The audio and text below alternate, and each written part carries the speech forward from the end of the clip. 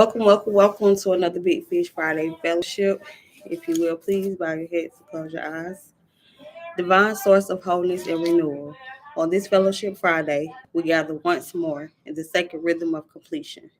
We thank you for every lesson, every turning point, and every act of grace that has brought us to this moment of awareness and release.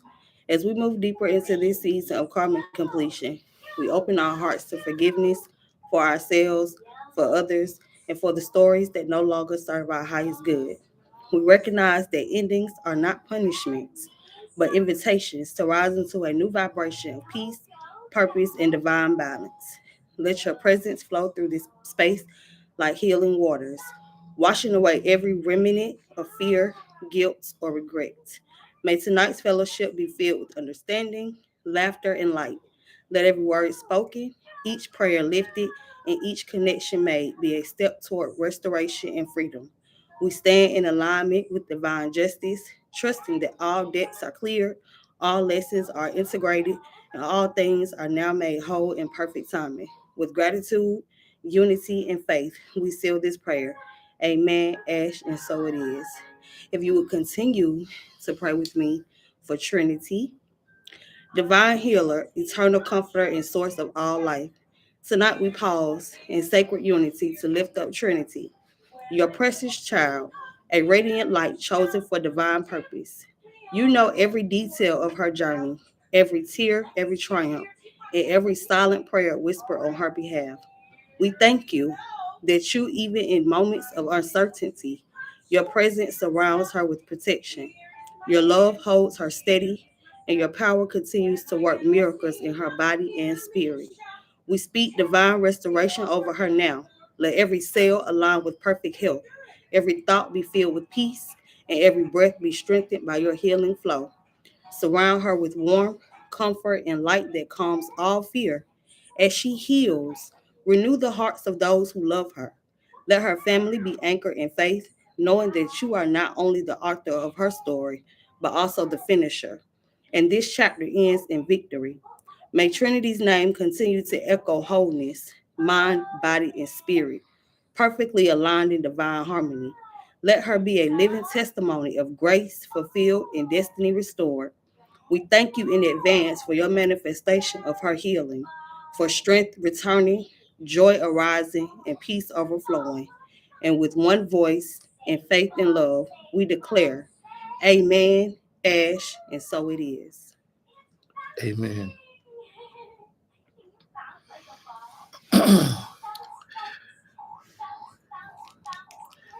Change something before it changes you.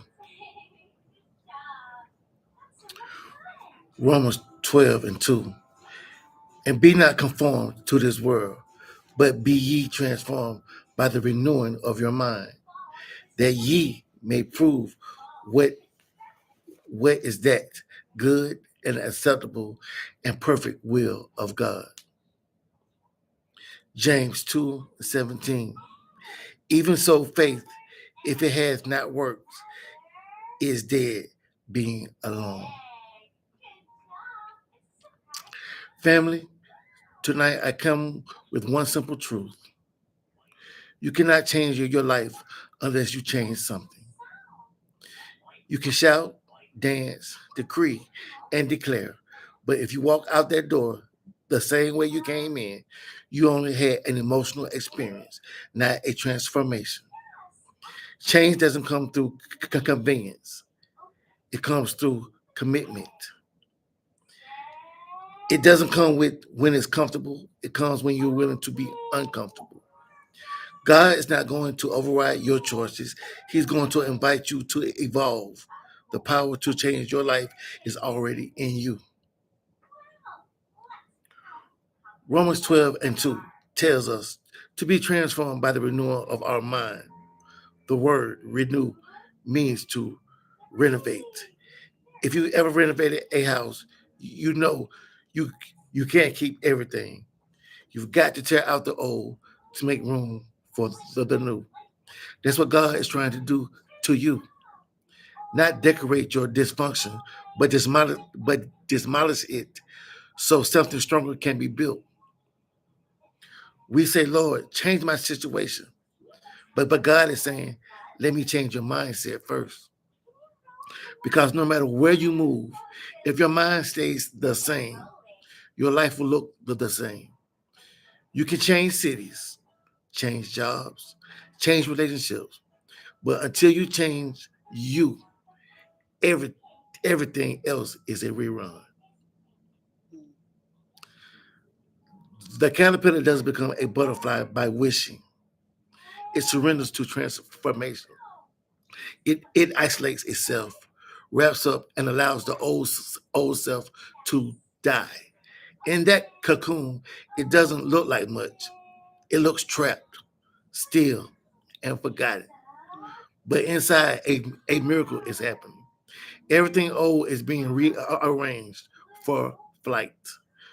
That's what God is doing in you. When it looks like nothing is happening, He's reshaping everything. You're not stuck. You're becoming. You see, even the phoenix, that great symbol of rebirth, doesn't avoid the ashes. It embraces it.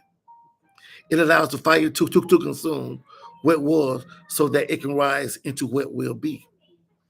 It doesn't rise away from the ashes, it rises through them. Because sometimes your great elevation comes through your greatest endings. The ashes aren't your failure, they're your foundation. They are evidence that what once was no longer controls what is to come. So don't curse the fire. Thank God for it. Because the fire didn't come to kill you, it came to reveal you. James 2 and 17 reminds us that faith without works is dead. How many times have you heard that? I'm going to say it again. Faith without works is dead. That means prayer without action is just conversation. You can't pray for change and then refuse to move. You can't say, Lord, open a door and then stay sitting on the couch. You can't say, God, send me a better life and then refuse to change your patterns. God gives you God gives you the dream, but He expects you to build the discipline. He gives you the vision, but He's waiting for you for your version of obedience. When you change something, your words, your habits, your environment, your circle, you begin to shift the energy of your life, and heaven aligns with your motion. As I always say, when you change your life, you have to change your lifestyle. The divine energy of God, the infinite presence that breathes through creation, lives inside you. You are not separate from the source. You are an extension of it. When you choose to change, you awaken that power. You vibrate on a higher frequency. You start to attract the very things you used to chase.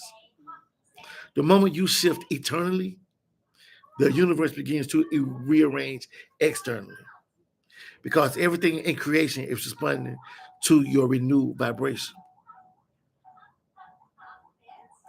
Change something. You can't keep living in yesterday and expect to see tomorrow. You can't pray for a harvest while holding on to a dead seed. You can't rise in power while still chained to your past.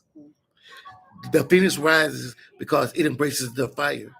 You will rise when you stop running from running from change. So tonight, make a decision. Change something before it changes you. Change the way you think. Change the way you talk. Change the way you love. Change the way you see yourself. Because every time you change something, heaven shifts everything. If you're ready for transformation, raise your hands and say, Lord, ignite my change. Burn away what's not me. Let the fire purify, not to destroy. I am ready to rise through the ashes and walk in the life you designed for me. You're not waiting on a move of God. God is waiting on a move from you. So move and watch everything else move with you. I say it all the time. When you change, you have to change you, and everything else will conform to your change. Mm. Rise through the change. Family, as we stand in this moment, let every heart that's been through the flame, every soul that's felt the heat, every warrior who's walked through the smoke know this. The fire was never sent to destroy you. It was sent to distinguish you. Mm. The storm was never meant to drown you. It was meant to baptize you into your next dimension. Mm. The ashes beneath your feet are not your shame. They are your evidence that you survived what was designed to bury you. And just like the phoenix, you don't just rise from the ashes, you rise because of them. Mm. So as you leave this place tonight, leave different. Let your steps carry transformation. Let your words release creation. Let your faith produce manifestation. Mm. Everywhere you go, let change follow you.